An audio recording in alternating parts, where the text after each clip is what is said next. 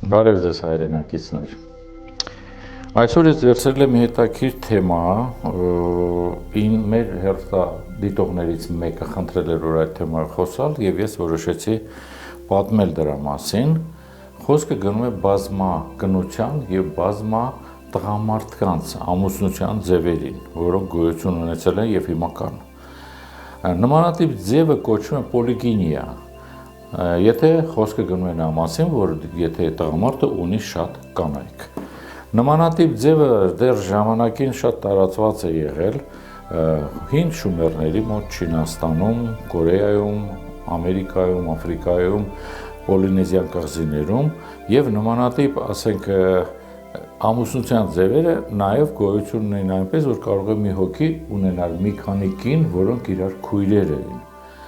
Ինչու համար էր սա արվում, քանի որ համարվում էր, որ եթե տղամարդը ունի շատ կանայք, ուրեմն երեխաների քանակը ծնվող ավելի շատ կլինեն եւ սա կիրառվում էր այն մասերում, որտեղ, ասենք, մարդկանց գլխաքանակի քանակը բավականին քիչ էր եւ տվյալ ազգությունը ոնց որ գնում էր դեպի կործանում։ Հետո դա ժամանակին դառավ մոդայիկ, հետո արդեն դա մուսուլմանական պետություններում դառավ այն, որ թույլատրվում էր մուսուլմանական հավատի հիման վրա բազմակնություններ, գոյություն ունեն շախեր, շեյխեր, որ ունեն մեծ գարեմներ։ Սա երևի հայտնի հարց էր, նենց որ չեմ խորանում սրա մեջ, բայց ուզում եմ հետաքրքիր ուրիշ տվյալներ ասեմ ձեզ։ Ուրեմն օրինակ, հին Հունաստանում եւ միջին դարաշրջանում Եվրոպայի, օրինակի համար եմ ասում, 1650 թվականին երբ որ գնում էր 30 տարյա պատերազմը, այդ ժամանակ ուրեմն ընդունվեց մի օրենք Գերմանիայում, որ կարելի է ունենալ բազմակնություն։ Պատճառը ինչ էր, այդ 30 տարվա պատերազմի շնորհիվ Գերմանիայի, ասենք, բնակչությունը 16 միլիոնից դառել էր ընդամենը 4 միլիոն։ Եվ թույլատրվեց, որ կարելի է մի քանի կին ունենալ եւ ինչ որ ժամանակ հետո կարողացան իրենց պոպուլյացիան նորից բազմացնել, հասցնել մեծ քանակի, հələ մի փոքրիկ էլ անցան առաջ, որովհետև ցանկացած պատերազմից հետո սկսվում է մի շատ հետաքրքիր տենդենց։ Նախ եւ առաջ կանանց քանակը լինում է շատ, տղամարդկանցը քիչ։ Սա լուծման մեկ կողմն է։ Օրինակ, տեսեք Խորհրդային Միությունը, երբ որ երկրորդ համաշխարհային պատերազմը վերջացավ, հաշվարկները ցույց էին տվել, որ ամեն տղամարդու վրա 9 կին կար։ Եվ սա էր պատճառը, որ, ասենք, այդ ժամանակ կանայք ամեն կերպ փորձում էին ինչ-որ կերպ հնարավոր է ինչ-որ տղամարդկանց հետ մտնել կապի մեջ։ Շատերը կհիշեն, որ դեռևս խորհրդային տարիների 50-ական, 60-ական թվականներին շատ պոպուլյար էր, եթե գնում էին մարդիկ հանգստանալու Սև ծովիապ, այնտեղ գալիս են երիտասարդ աղջիկներ հատուկ սեռական հարաբերություն մտնելու համար եւ այդ պահանջը ասենք լրացնելու։ Եվ այդ ժամանակվանից էր, որ ասենք ինչ որ դառավ պոպուլյար, որ Կովկասի տղամարդիկ ավելի կանացիներ են եւ այլն, չնայած տղամարդիկ ակտիվ են Կովկասի, բայց նմանատիպ դեպքերում նրանք էլ իրենց բավականին ակտիվ են պահում եւ խորհրդային տարածքում մանավանդ ռուսների մոտ տարածված էր, որ կովկասցիների հետ կապը մտնելը բավականին հեշտ եւ հարմար է։ Սա մի փոքր նենց էքսկուրս անցածից։ Դրանից հետո ուզում եմ հետաքրքիր sense բաներ ասեմ։ Ուրեմն մորմոնների գլխավոր ղեկավարը որ կա, նա ուրեմն ֆունդամենտալիստներից մորմոնների, նրա ուրեմն կանանց քանակը դա Ջո Ջեյսոնն էր, որը ուներ 5 կին, ուներ 46 երեխա եւ 239 թոռնիկ։ Հետաքրքիր բաներից նաև ամենահետաքրքիրը կարելի է ասել հանրահայտ ուրեմն Զիոնա Չանա անձնավորությունը, որը ուներ մտավ ուրեմն Գինեսի ռեկորդի գրքի մեջ, որովհետև ուներ 39 կին, ուներ 95 երեխա։ Գիտեք, ես հենց ասում եմ, բայց մի կողմից եմ մտածում եմ, գուցե սիրուն բան չեմ ասում, բայց երբ որ ես այս տվյալները հավաքեցի մոտս իմ արխիվներից, չգիտես ինչու այնպեսի տպավորություն եկավ, որ երևի հազար ներողություն, բայց Հայաստանում էլ լավ կլներ sense մի բան մտցնել, որտեղ այսօրվա օրով մեր մոտ ժողովրդի քանակը գնալով կատաստրոֆիկ վերանում է, կատաստրոֆիկ, տղամարդկանց քանակը շատ քիչ է դարել Հայաստանում, կամ լքել են մեր երկիրը, գնացել են ինչ-ինչ պատճառներով, մեծ քանակով պատերազմների ընթացքում կորցրեցինք եւ մենք այսօր կանգնում ենք մի շատ լուրջ խնդրի առաջ։ Չգիտեմ, կարող եք համաձայնվել, կարող եք չէ, բայց ես ուղղակի մտքովս անցա, որ նմանատիպ մի բան երևի խելացի կլներ անել, ամեն ինչ դնելով մի կողմ, այսօր մենք թե ֆիզիկապես ենք վերջանում, թե հողով ենք վերջանում, ամեն ինչով ենք վերջանում, գոնե մի բանում ենք գոնե կարողանանք տոկոսայինով բարձրանանք, որ վաղը մի օր կարողանանք դիմադրենք։ Ինչը վերադառնում եմ մեր թեմային։ Շատ հետաքրքիր մի դեպք կար, ես դիպետում էի, ուրեմն գոյություն ունի մի մաս, որը կոչվում է մուլի։ Այս մուլիում շատ հետաքրքիր տրադիցիաներ կան, ասենք այդ տրադիցիաներից մեկը նա էր, որ այդ նահանգում մոտ 30%-ը, 32%-ը ներողություն կանանց բոլորը կանայք էին եւ տղամարդկանց հարցը շատ լուրջ էր, բայց այս 32%-ը ինչն էր հետաքրքիր, որ ունեին ընդամենը մի քանի տասնյակ տղամարդ, որոնք էլ բոլորը իրար եղբայրներ էին եւ այս կանայք բոլորը, ասենք չկար ընտանիք հասկացողություն, բայց բոլորը կենակցում էին այդ եղբայրների հետ։ Այդ հետաքրքիր ասենք տվյալներից եւ այս բոլորի մեջ պետք է մի բան էլ շեշտել, որ նման տրադիցիաներից շատ-շատերը հələ դեռ պահպանվում են եւ կան։ Երկրորդ մասն եմ ուզում ասեմ, դա ուրեմն կոչվում է պոլիանդրիա։ Ես հենց դրանից սկսեցի, ինչը կատարվում է Տիբետում, բայց մի շարք պետություններում, օրինակ, Տիբետում, էսկիմոսների մոտ, Հյուսիսային Իռլանդիայում, Հյուսիսային Հնդկաստանում, Չինաստան, Նեպալ, Հյուսիսային եւ Հարավային Աֆրիկա, Ամերիկայում ներողություն, ունենալ բազմա տղամարդ ամուսինների քանակ նույնպես ընդունված է եւ միջև շատ պետություններում դեռ պահպանվում է, սա ի հակառակն է անում, եթե ասենք քանակը ազգաբնակչության շատ է շատանում, այդ դեպքում օգտագործվում է նմանատիպ ձևով, որպեսզի քանակը ինչ որ ձևով դադարացվի, քչացվի, բայց ասենք միևնույն ժամանակ տղամարդիկ կարողանան նորմալ ապրել սեքսուալ կյանքով։ Մի ուրիշ նմանատիպ բան, որը կոչվում է մութա, սա կոչվում է ժամանակավոր ամուսնություն։ Ժամանակավոր ամուսնության հետաքրքրությունը նա է, որ թույլատրվում է, սա մեծամասնությամբ օգտագործվում են մուսուլմանների մոտ, շիիտների մոտ, նա ինչ է իրենց ներկայացնում, որ կարող են պայմանագրային, ասենք, ապագա ամուսինները սկսեն իրար հետ ապրել, բացի մի բանից, սեռական հարաբերությունը չի թույլատրվում, բայց նրանք ապրում են մի տանիքի տակ, որպեսզի ինչ-որ ձևով իրար ճանաչեն, ինչ-որ ձև մոտիկանան, հասկանան իրար եւ նմանատիպ ասեն գոյություն ունենան, չնայած կա եւ մի բան էլ, որ այդ ընթացքում կարող է լինել, եթե երկու կողմանի համաձայնություն կա, նաեւ կարող է լինել սեռական հարաբերություն։ Բայց սա, ասենք, ժամանակավոր է մինչ կենտրոնական ամուսնացանը հարսանիքը սկսել է։ Մի ավելի տարօրինակ ամուսնության, ասենք, ճակերտներում ձև, որը ծնվեց մոտավորապես 50-ական թվականներին, սա կոչվում է մահացածների հետ ամուսնություն։ Առաջին մարդը, որ կարողացավ նմանատիպ ձևի ամուսնանալ, դա հայտնի Իրեն Ժորդան ֆրանսուհին էր, որը դիմեց Ժակ Շիրակին, կներեք, բանին Շարլ դե Գոլին, հազար ներողություն, եւ խնդրեց, որ իրեն թույլատրել ամուսնանալ իր երիտասարդի հետ, որին մենք սիրել են իրար, եւ նա երկրորդ համաշխարհային ժամանակ մահացել էր։ Ի զարմանքս Շարլ դե Գոլը թույլատրեց դա եւ այդ թույլատրելուց հետո շատ կարճ ժամանակ հետո մտավ օրենք, որ դա կարելի է։ Ամուսնության ձևը այնպեսին է, որ կենթանի զույգի այսինքն այն կենթանի անձնավորությունը, որ կա կանգնում էր, կողքը դնում էին մահացածի նկարը եւ մնացած բոլոր ցերեմոնիան կատարվում է այնպես, ինչպես կա։ Կա եւս մի ամուսնության ձև, որը կոչվում է ոնց ասեմ, հյուրային, ասենք, ամուսնություն, սա ունի իր յուրահատուկ ձևը, այսինքն կատարում է հետևյալ բանը։ Եթե ինչ-որ մեկը գալիս է հյուր, տան տերը կարող է պայմանավորվածության համաձայն ժամանակավոր թույլատրել, որ տվյալ հյուրը լինի իր կնոջ ամուսինը կամ հակառակ։ Դա, ասենք, ընդեղ պետք է, ասենք, պայմանավորվի, ինչ պայմաններ են վերցնում, ոնց են անում, շատ դեպքերում տվյալ կանայք ունենում են երեխաներ եւ, ասենք, իրենց դաստիարակությամբ ավելի շատ զբաղվում են քեռիները, քան թե հայրը, որը եղել է երեխայի իսկական հայրը։ Բայց հետաքրքիր ամենն այն է, որ հնարավորություն կա, որ նա կարող է հանգիստ գա ինչ-որ ժամանակը մեկ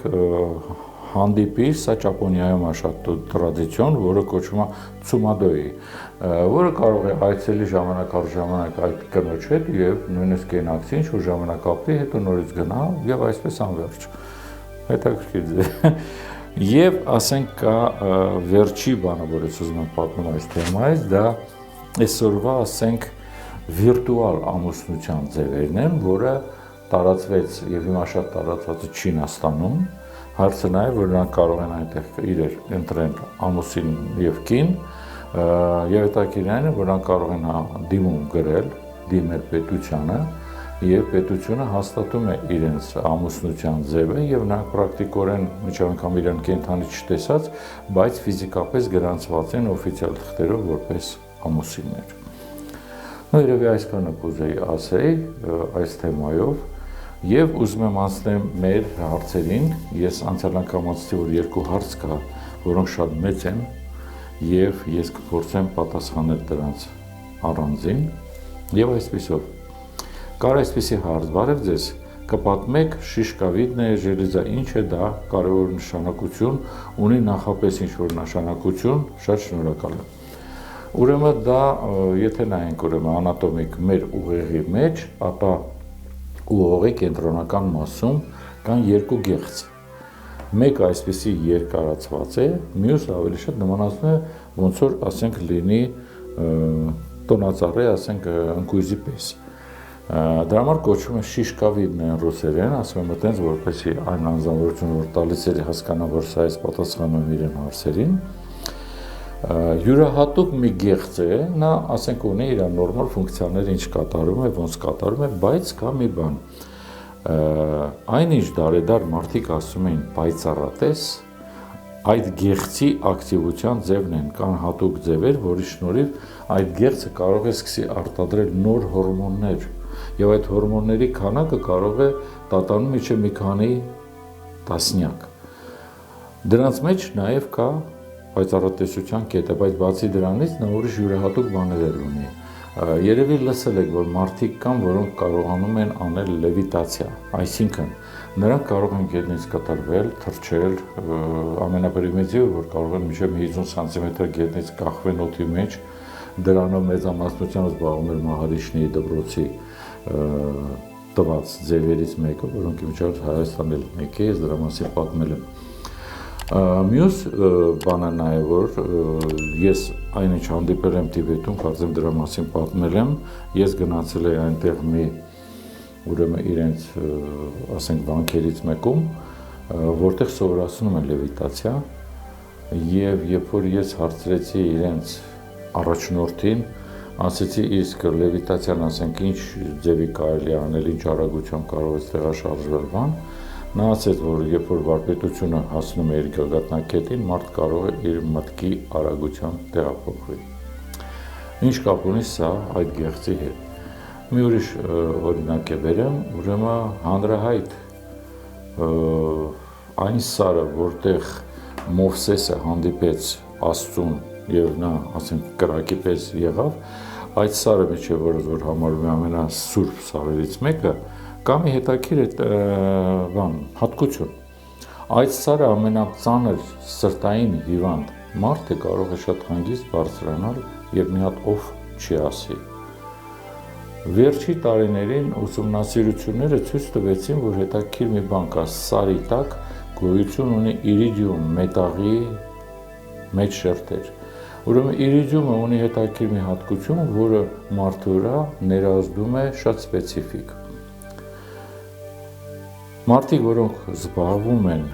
լևիտացիոն այդ թռչկային մոմենտներով, պարզվեց, որ այդ ժամանակ այս գեղձը սկսում է արտադրել իրիդիումի մետաղ։ Եվ իրիդիումի տոկոսը, երբ որ մարդու մարմնի մեջ բարձրանում է համապատասխան տոկոսից հետո, նրա քաշային հասկացողությունները ոչ թե վերանում են, այլ ստեղծվում է մի շատ հետաքրքիր սպეციფիկ, որ նա կարողանում է հակագրավիտացիոն ձև ցույց տալ մարդուն եւ ստեղծել, որի շնորհիվ մարդը կարող է կտրվել եւ տեղաշարժվել։ Երևի այսքանը կասեմ, որտեղ գեղձի մասին կարելի է շատ հետաքրքիր բաներ պատմել, որտեղ նա յուրահատուկ հատկություն ունի, նաև այդ գեղձի հատկություններից մեկը նա է, որ եթե միացնում ես համապատասխան վարժություններով գեղձի ակտիվության մեկ այդ հատկություններից մեկը, նաև մարդու մոտ կարող է սկսվել DNT-ի վերակառուցում, որի շնորհիվ մարդու ժամացույցը երկու բան է ստեղծում, կամ ժամանակ հասկացողությունը կանգնում է, այսինքն նա ինչ ապրի, ոնց ապրի, այդ վիճակում ոնց կա, տենց կմնա։ Ինչքան տասնյակ տարիներ էլ անցնի, նա արտաքինով ամեն ինչով մնում է նույն տարիքին տեսքով։ Նաև կյանքով ասենք ապրում է ավելի երկար, պրակտիկորեն չունի վերջի մոմենտ։ Եվ կա երկրորդ մոմենտը, որը նմանատիպ վարժությունների շնորհիվ կարելի է միացնել եւ ժամացույցը միացնել ի հակառակ։ Օրինակ դնում ես ծրագիր, որ դու դի, ասենք, գազ հասնես քո 26 տարեկան հասակին, արտաքինով, ֆիզիկապես եւ արագությունը ինչքանով դու դա կարող ես անել։ Նույնիսկ հետաքրքիր բաներ, ասենք, այդ գեղձի մասին։ Եվ մի հարցել եմ ուզում ձեզ, ուրեմն բարձրաբանեմ, ինձ խնդրել էին ասեն, թե ազգանունների մասին, թե ինչ կարող եք ասել, ինչ է փոխանցում տվյալ տոհմի ուրեմն կրողները եւ այլն եւ հետաքրքիր է նաեւ իմանալ գույները, ինչ բան է գույների խաղը եւ այս բոլորի մեջ նաեւ ուզում եմ պատասխանել մի անձնավորության, որը չգիտես ինչու ինձ համար մի քիչ տարօրինակ էր, բայց կպատասխանեմ, որը ուզում եմ փորձել, այլ խնդրում եմ, որ պատմեմ ես ինչու եմ ազգանունը Եմենջյան։ Ուրեմն սկսենք կրճատի ազգանունից, երևի դա մի փոքրիկ կբացատրի հենց նախորդը ու հետո կսկսեմ պատմել։ Եմենջյան, սա մեր իսկական ազգանունը չէ, մեր տոհմի։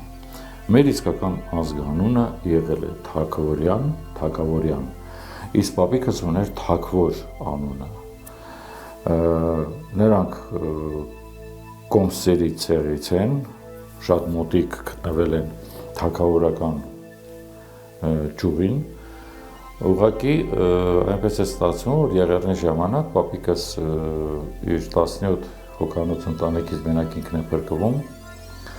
այդ փախուստի ժամանակ գալիս են ճանապարհին նաև հանդիպում է տատիկիս, մանրամասները չեմ ուզում պատմեմ, ինչ է, գալիս են Հունաստան եւ գաղթի ժամանակ այնպես է լինում, որ իրանք մեր տոհմի մեջ մոտ մի 7-8 հոգի մարդ դեռ լինում են այդ կոնսի, ասենք, բաներից, արմատներից եւ որոշում են, որ Հունաստանում կհանդիպեն։ Գալիս են Հունաստանում պապիկս գալիս է, սկզբնական ապրում է Սալոնիկի քաղաքում, որտեղ ծնվում են 3 զավակներ, հետո գալիս է Աթենք։ Աթենքում չգիտես ինչու պապիկս որոշում է մտնի քաղաքացիական գործունեության մեջ եւ մտնում է սոցիալիստական կուսակցության անդամ, որից հետո մի կարճ ժամանակ հետո դառնում է նաեւ ղեկավար։ Ինչ է, այնպես է լինում, որ իրեն կյանքի վտանգ է լինում, նաև խաբեբաները, որ գալիս են Հայաստանից, թե եկեք, փողոցներում ձու է թափված, վերադարձեք, բան, պապիկս վերադառնալու ճանապարհին զոհվում է, մանրամասները չեմ ուզում ասեմ, բայց մի ուրիշ բան կա։ Ուրեմն, քանի որ պապիկս եւ իր այս ազգականները մի քանի հոգի իրար գտնում են այնտեղ, բոլորը, ասենց ասած, լավ ուտող խմող մարդիկ են եղել, ամեն օր տավերնաներում մասնակցել են, հույները նման մարդկանց, որոնք մշտական ասենց ուտել խմել էին սիրում եւ մասնակցում էին, իրանց ասում էին Եմեն։ Եմենը դա մի կոշիկի ձև էր Եմենում, այսպես սուր ծայրով կաշվից սարքած, որը ամենադիմացկումն էր։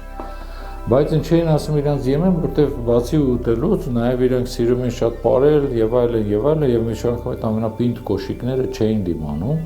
եւ այս մարդկանց ասում են եմեններ։ Ուրեմն հետո որ պապիկս արդեն պետք է գար Հայաստան, բաժանում են իրարից, միակ լուրը որ գիտենք, որ իրեն ազգականներից մեկը մեկնում է Արգենտինա, մեկը գնում է Լիբանան, մյուսը մնում է Հունաստանում եւ մնացածից ոչ մի տեղեկություն չունենք։ Ես ոչ մեկին չեմ կարողացել գտնեմ։ Ինչեւ երբ որ գալիս են Հայաստանում իջնում են նավից, տատիկից որ հարցնում են ձեր ազգանունը, տատիկս իմանալով որ խորհրդային միությունում հարուստներին բանեն շատ լուրջ են վերաբերում եւ այդտեղ կար Սիբիր, սպանել եւ այլն, փոխում է եւ ասում է մեր ազգանունը Եմենի ջան է։ Այսպես մենք դառել ենք Եմենի ջան։ Իսկ ես դառա Եմեն ջան արդեն 54 թվականին, որովհետեւ այդ ժամանակ սկսվեց մի բան, գաղտած հայերին, որոնք ծնվել են արտասահմանում, սկսեցին կամաց նորից հավաքել, ուղարկել Սիբիր եւ նմանատիպ բան։ Մայրս չեմ անում ինչպես հարմարացրեց, բայց գնում է Զաքս, որտեղ իր անկերուհին էր եւ խոսում է, որ գրանցումը փոխում են, որ ծնվել են Երևանում եւ ազգանունը մի քիչ փոխում է, դարձնում է Եմեն ջան։ Դրա համար ասենք իմ երկու հայրս եւ փոքր եղբայրը Եմեն ջան էին, իսկ մեջը Եմենի ջան։ Այս իրեն դեպի բացատրեց նաեւ ինչպես են ծնվում ազգանուններ։ Բոլոր ազգանունները ծնվում են հետեւյալ կերպ, տեսեք։ Օրինակ ասում են ինչ-որ մի ազգանուն վերցնենք, ցանկացած, օրինակ ասենք Երեմյան, սա նշանակում է, որ այս մարդիկ Երեմ անձնավորություն է եղել, ու այդ իրա բոլոր, ասենք, մոտակա ընտանիքի բոլոր անդամները Երեմյաններ էին, Երեմյանցիներից էին, դա համար ասում են Երեմյան, Հակոբյան, որտեղ Հակոբ էր, եղավ Պետրոսյան, սա Պետրոսյանց էր գալի եւ նմանատիպ, ասենք վերջավորությունը կապված է եղել ժամանակի, որ սկսեցին ստեղծվել ազգանունները, թե ով էր այդ ընտանիքի գլխավոր դեմքը եւ այդ գլխավոր դեմքի համապատասխան որոշվում էր ինչը, ինչպես եւ նմանատիպ ձևով ստեղծվեցին մեր շատ ազգանուններ, դրանց մեջ կան նաեւ շատ ազգանուններ, որոնք ունեն արաբական ծագումներ, պարսկական ծագումներ, ունեն թուրքական ծագումներ, ունեն ավելի տարօրինակ բան ասեմ, ունենք մենք շատ քիչ քանակով, բայց ազգանուններ, որոնք չեն համարվում, ասենք հայկական ազգանունների շարասյունի հետ ոչ մի կապ։ Օրինակ ունենք այդպես ազգանուններ, որոնց արմատը ունեն հնդկական։ Մենք ունենք հրեական մեծ քանակով ազգանուններ, անուններ չեմ ասում, անունները շատ ունենք փոխած մեր մոտ, այնպեսի ինչպեսի, ասենք Հովանես, Կարապետ եւ այլն, այս մեր փոխած ձևերն են հրեական անունները։ Բայց այդ բոլորի մեջ նաեւ կան, ասենք, հրեական ազգանուններ մեր մոտ, որոնք շատերը չեն իմանում, բայց ազգանունների վերջավորությունը, որով յանով չեն եւ սպეციფიկ են, օրինակ Օրբելի, Ադոնց եւ նմանատիպ բաներ, սրանք հրեական արմատներից եկած ազգանուններ են։ Երևի այսքանը կուզեի ասեի եւ իստեսություն անելուց առաջ կցանկանամ ձեզ, որ նոր տարին ոնց տոնեցիք, լավ լինի, ամեն ինչ ձեր մոտ այս տարի լինի միայն ուրախ, ժպիտով, որպեսզի բոլորդ իրար տեսնելուց մենակ ժպտակ, ոչ մի փորձանքներ ձեզ չհանդիպի եւ գիտեք, ես հիշում եմ երեխա ժամանակ, ես հասկանում եմ, որ հիմա ոնց որ մեր հայտնի ջազիստ Լևոնը ասեց, մի բուռ երևանցի ենք մնացել, ես բնիկ երևանցի եմ ու ավելի բնիկ երևի չկար, որտեղ ծնվել եմ Ամիրյան փողոցի վրա, բայց ես հիշում եմ, որ իմ երեխա ժամանակ ընդունված էր մարդիկ փողոցով գնալուց իրար պիտի ժպտային ու պիտի բարևեին, կապ չունի ծանոթ էին թե չէ, ու սա նորմալ էր։ Ես շատ կուզենայի, որ մենք այս բոլորը սկսենք նորից վերականգնել, որտեղ մի փոքրիկ ժպիտ նվիրելով մեկին,